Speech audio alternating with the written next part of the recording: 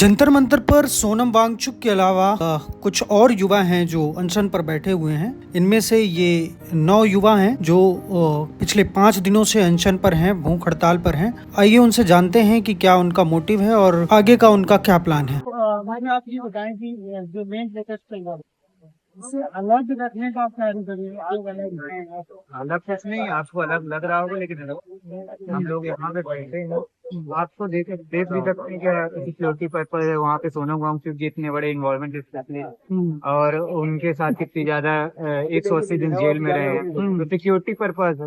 और हम लोग यहाँ पे बैठे हैं, ऐसा कोई नहीं है। हमारा एक ही पर्पज है, धर्मेंद्र प्रधान का रिजाइन और एजुकेशन में सुधार। उसी की वजह से आज हमारे 2 भाई 5 दिन से अनशन पे हैं। कोई कुछ नहीं, एक अन्न का दाना भी नहीं लिया उन्होंने। आज 2 भाई की तबीयत बहुत ज्यादा खराब हुई। शुगर इनका 55-56 के करीब है दोनों का। हमारा भाई का लगभग 62 से 70 के बीच है। तो कल तक में हमारा भी डाउन हो जाएगा।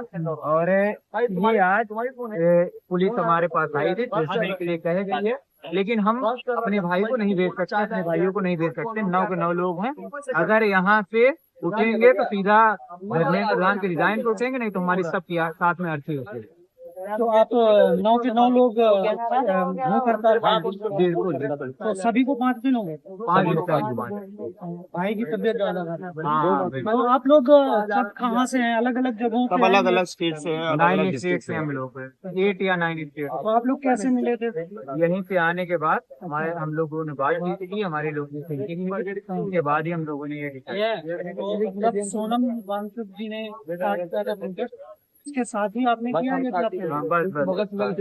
अब अभी पुलिस आई थी, आपसे बात करनी थी, क्या बात हुई और अब आगे का क्या प्लान है?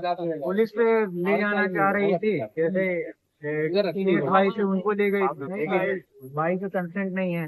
भाई नहीं जाना चाहते किसी हॉस्पिटल, और वो फोर्सफुली कोशिश भी करेंगे तो ये भाई जाना नहीं चाहते, और हम भी कंसेंट नहीं दे रहे क्योंकि हमको भरोसा नहीं है ये उनको ट्रीटमेंट करना है। तो यहाँ पे कोई भी ट्रीटमेंट करें, किसी को भी बुला के लाना है, यहाँ पे जो ट्रीटमेंट करना चाहे उसका हम कंसेंट, लेकिन हम किसी अब कहीं भेजेंगे।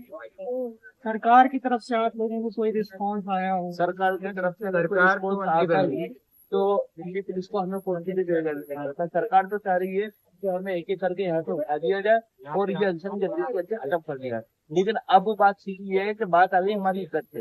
अब जब हम बैठे थे तो सर पे कफन बांध के बैठे थे, सारे के सारे जितने भी भाई हैं सब सर पे कफन बांध के बैठे। अब उठेंगे तो या तो अच्छी को उठेंगे या रेजिग्नेशन हमारे पास आएगा। बात सीधी है, हम में से कोई भी यहाँ से नहीं उठेगा। और अगर दिल्ली पुलिस ने कोई जबरदस्ती की और इस बीच हम में से किसी को कुछ होता है या हम में से किसी की मौत भी हो जाती है, तो इसकी पूरी पूरी जिम्मेदारी है देश के प्रधानमंत्री और देश के शिक्षा मंत्री की होगी।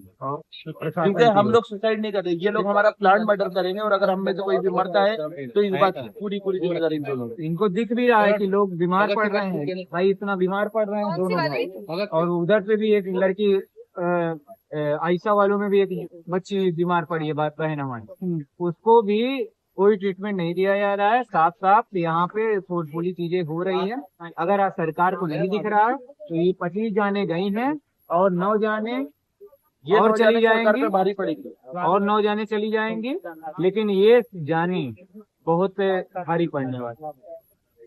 क्योंकि हम में से किसी को कुछ होने के बाद हमारे परिवार वाले जो है वो आपका नहीं बैठे। तो परिवार वालों से जो आपकी बात होती है वो क्या कहते हैं? आपको क्या रिस्पॉन्स है? परिवार वालों ने दुख तो होगा ही, लेकिन अब क्या ही करें।